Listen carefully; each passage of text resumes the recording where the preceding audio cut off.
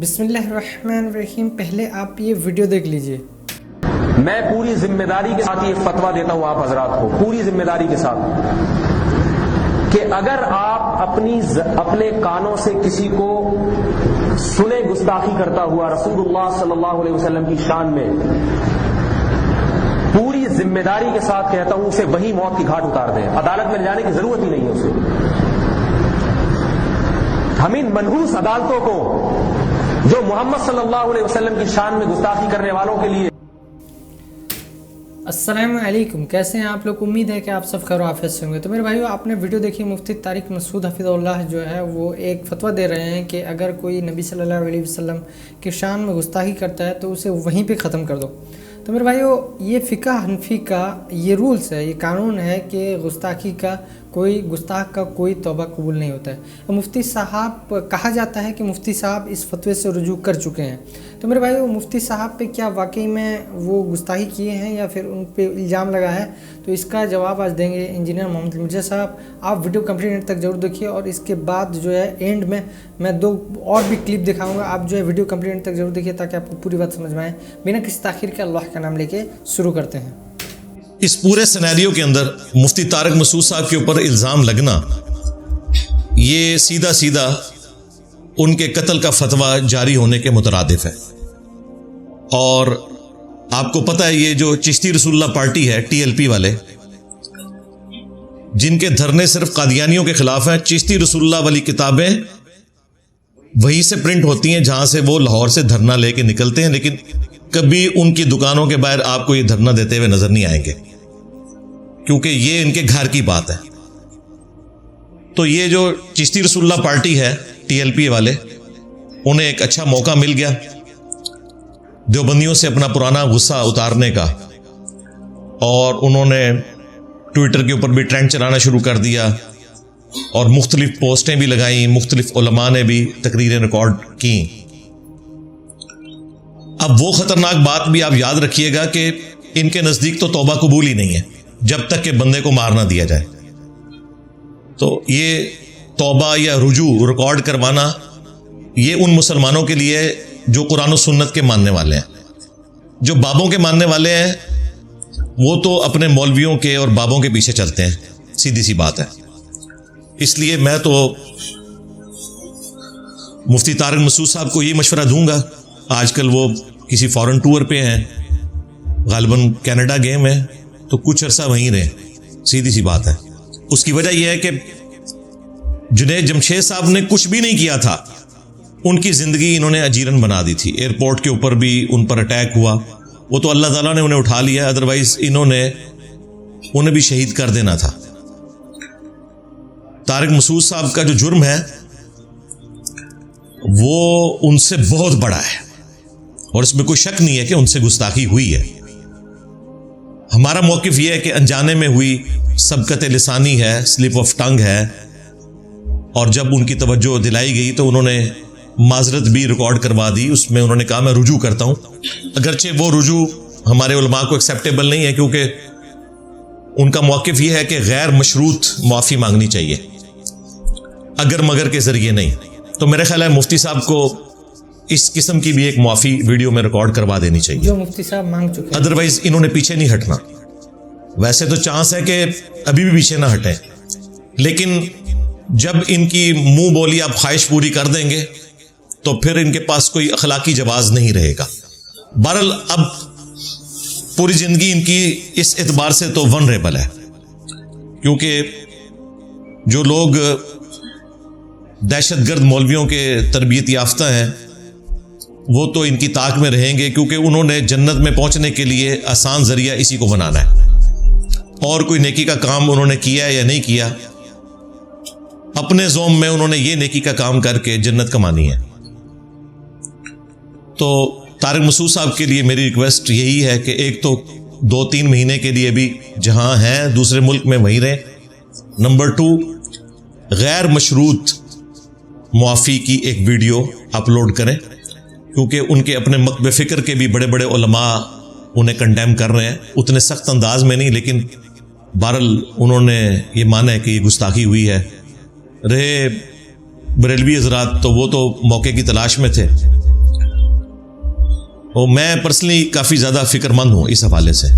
اس لیے آپ دیکھیں کہ جیسے ہی ان کی رجوع کی ویڈیو آئی سب سے پہلے میں نے اس کے نیچے کامنٹس کیے, اسے اپنے آفیشیل پیج سے شیئر کروایا کہ کہیں شیطان ہمارے اسٹوڈنٹس میں سے کسی کو بہکا نہ دے اور وہ کسی ایسے ٹرینڈ کا حصہ بن جائیں جس میں ایک مسلمان کی لائف ونریبل کر دی جائے. اگرچہ ان سے مس ہینڈلنگ ہوئی ہے, اس میں کوئی شک نہیں ہے, لیکن جب انہوں نے رجوع ریکارڈ کروا دیا, معذرت کر لی, تو اب اس معاملے کو ٹھپ کر دینا چاہیے. اگر وہ رجوع نہ بھی ریکارڈ کرواتے تب بھی ہم نے اس قسم کی کوئی حرکت نہیں کرنی کہ کسی کے قتل کے اوپر ابھارا جائے یا اس کے اوپر اس قسم کا الزام لگایا جائے کہ اس کی زندگی, اس کی فیملی کی زندگی مشکل ہو جائے. دعوت توبہ ہی پیش کی جائے گی, اور اگر اختلاف اس نوعیت کا ہوگا تو قانونی راستہ اختیار کیا جائے گا FIRs کے ذریعے. سیدھی سی بات ہے, قانون کو خود ہاتھ میں لینا یہ اتنا خطرناک کھیل ہے کہ اس کے ذریعے کوئی شخص اپنی ذاتی دشمنی بھی نبھا سکتا ہے, جو اکثر ہوتا ہے. اس لیے میں نے فوراً اسے شیئر کیا, کامنٹس کر دیے تاکہ یہ معاملہ ایٹ لیسٹ ہمارے حوالے سے تو ٹھپ ہو جائے, کیونکہ سوشل میڈیا کے اوپر دعوت و تبلیغ کے حوالے سے جو لیڈنگ پلیٹ فارم ہے وہ ہمارا ہی ہے. اس لیے مجھے خطرہ تھا کہ کوئی شیطان کے بہکاوے میں آ کے غصہ نکالنے کی کوشش نہ کرے خام خواہ. ہمارا ان سے علمی اختلاف ہے, بنیادی عقائد کے اوپر اختلاف ہے, اس میں کوئی شک نہیں ہے, اور وقتاً فوقتاً وہ ہم ہائی لائٹ کرتے رہتے ہیں, ان کی غلطیاں بھی, ان کے بزرگوں کی بھی, چاہے ان کو برا لگے, لیکن یہ تو ہمارے کام کا حصہ ہے. صرف امر بالمعروف نہیں کرنا, نہی عن المنکر بھی کرنا ہے انشاءاللہ تعالی. تو یہ جو ان کی ویڈیو ہے وہ انٹرنیٹ کے اوپر اویلیبل ہے, کچھ اس کے شارٹس قریب والے بھی اویلیبل ہے. جس کے اوپر زیادہ ہنگامہ کھڑا کیا ہے وہ پیچھے سے کسی نے اپنے موبائل میں بنائی ہوئی ہے اور اسے اپلوڈ کر دیا. ظاہر ہے وہ تقریر کر رہے تھے تو اپلوڈ ہی ہونی تھی. اس تقریر کے بعد بھی وہاں بیٹھے ہوئے لوگوں نے ان کا الگ سے ایک انٹرویو کیا اسی بات کے اوپر. وہاں بیٹھے ہوئے لوگوں کو یہ بات سمجھ آ گئی تھی کہ ان سے مسئلہ مس ہینڈل ہو گیا. پھر ایک شخص نے ان کے ساتھ بیٹھ کے ویڈیو بنائی ہے جس میں انہوں نے کہا کہ یہ آپ کیا کر رہے ہیں, اس طریقے سے تو آپ کافروں کے ہاتھ میں ایک ہتھیار دے رہے ہیں. تو انہوں نے کہا نہیں, کافروں کو جواب مل جائے گا میری اس بات سے.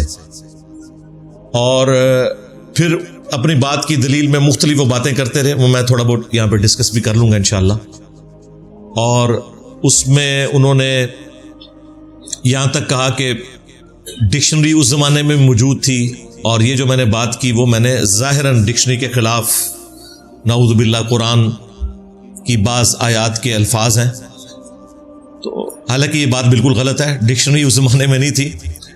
ڈکشنری تو نان عربک لوگوں کو عربی سکھانے کے لیے بعد میں بنائی گئی ہے. تو میرے بھائیو اس کیس میں حسن الیاس صاحب کا ایک ویڈیو آیا ہے, میں چاہتا ہوں کہ آپ وہ ویڈیو بھی دیکھیے. نیکسٹ اپڈیٹ یہ ہے کہ ریسنٹلی جاوید احمد غامدی صاحب کے اسٹوڈنٹ محمد حسن الیاس صاحب نے بھی اس کنٹروورسی کے حوالے سے یہ گفتگو فرمائی کہ ہمارے علماء کرام تو یہ بیان کرتے تھے کہ گستاخی کرنے والے پر توبہ بھی نہیں پیش کی جا سکتی. اب اگر بہت سے لوگوں کے بقول مفتی طارق مسعود صاحب نے گستاخی کی ہے تو وہ مفتی صاحب کو کس اصول کی بنیاد پر یہ اجازت دے رہے ہیں کہ وہ اس پر معافی مانگیں, جبکہ علماء کرام تو گستاخی رسول کی معافی کے قائل ہی نہیں ہیں.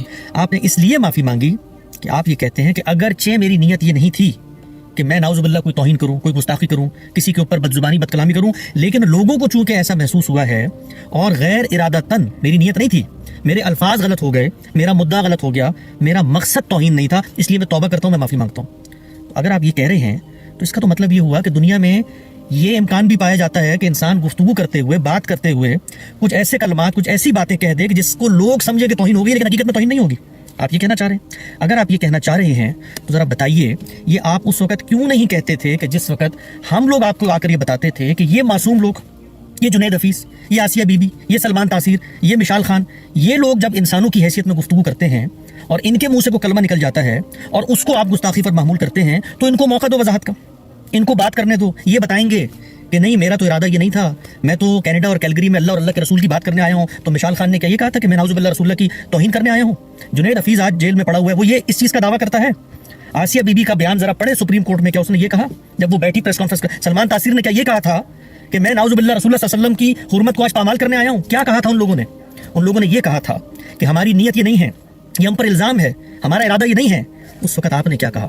کیا کہا آپ نے اس وقت؟ آپ نے کہا کہ اس طرح کے جرم کے ارتکاب کے بعد توبہ کی کوئی گنجائش نہیں ہے. بھائی گنجائش نہیں ہے تو کس چیز کی توبہ کر رہے ہیں آپ؟ کس چیز پر معذرت کر رہے ہیں آپ؟ تو جو بات ہم کر رہے ہیں پچھلے 15 سال سے, وہ تو کبھی سمجھ میں نہیں آئی, اس کو تو کبھی قبول نہیں کیا گیا, لیکن آج گھر پہ بات آئی ہے تو جی میں توبہ کرتا ہوں. کس چیز کی توبہ کرتے ہیں آپ؟ توبہ کی کوئی گنجائش نہیں ہے آپ کے بقول.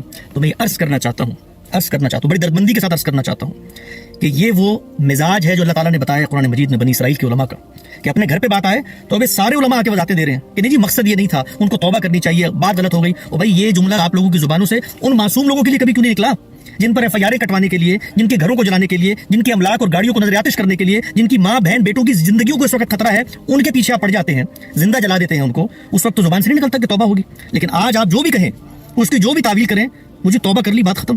تو میں عرض کرنا چاہتا ہوں بہت ساری چیزیں آپ کو فکر نہیں سکھائے گا, علم نہیں سکھائے گا, لیکن زمانہ سکھا دیتا ہے. یا جو کچھ آپ کے ساتھ ہو رہا ہے یا آپ کا بویا ہوا بیج ہے جس کی فصل آج آپ نے کاٹنی ہے. حسن الیاس صاحب کی اسی ویڈیو کے نیچے مفتی طارق مسعود صاحب نے یہ کمنٹ کیا کہ میں نے آسیہ بی بی کیس میں سپریم کورٹ کی حمایت کی تھی اور ہمیشہ سے شدت پسندی کی مخالفت کی ہے. یہ بات تو مفتی طارق مسعود صاحب کی بالکل درست ہے کہ وہ اکثر دفعہ توہین رسالت کے جھوٹے الزامات کی سختی سے مذمت کرتے ہیں. اب مفتی صاحب کا دوبارہ رجوع والا ویڈیو دیکھیے. اسی کنٹروورسی کو ختم کرتے ہوئے آخرکار مفتی طارق مسعود صاحب نے کل اپنی ویڈیو میں غیر مشروع طریقے کے ساتھ لوگوں سے معافی مانگی اور اپنے سارے کے سارے الفاظ واپس لے لیے. تو اگر میرے پچھلے کلپ سے کسی کو اطمینان نہیں ہوا تھا تو میرا خیال ہے میرے اس کلپ کے بعد اب اطمینان ہو جانا چاہیے. اللہ تعالیٰ ہمارے دل میں نبی صلی اللہ علیہ وسلم کی عظمت کو قائم رکھے اور قرآن کی صداقت کو قائم رکھے. اور میں اپنے لیے بہت بڑی سعادت سمجھتا ہوں کہ نبی صلی اللہ علیہ وسلم کے ناموس پر اگر میری موت واقع ہو جائے. بہرحال الفاظ کے سلیکشن میں مجھ سے غلطی ہوئی ہے تو میں اس پہ دوبارہ صاف لفظوں میں معذرت کرتا ہوں, اللہ سے توبہ اور اپنے الفاظ سے رجوع. تو میرے بھائی آپ نے ویڈیو دیکھی کس طریقے کا مطلب مفتی صاحب ابھی رجوع کر رہے ہیں, جبکہ ان کا پہلا والا موقف یہ تھا کہ اگر کوئی گستاخی کرتا ہے تو اسے فوراً ہی وہیں پہ ختم کر دو.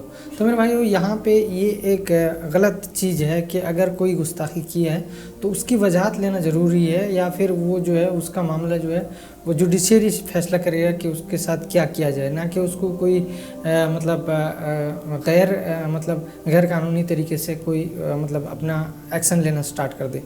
تو میرے بھائیو اسی طریقے کا اللہ سبحانہ و تعالیٰ سے دعا ہے جو بات میں نے حق کہی اس کو سن کر عمل کرنے کی توفیق عطا فرمائے, اور جو بات غلطی سے جذبات میں زبان سے نکل گیا اللہ تعالیٰ اس کو ہمارے دلوں سے معاف کر دے. ہم کو قرآن و سنت پر عمل کرنے کی توفیق عطا فرمائے اور لوگوں تک حق پہنچانے کی توفیق عطا فرمائے. آمین یا رب العالمین. السلام علیکم ورحمۃ اللہ وبرکاتہ.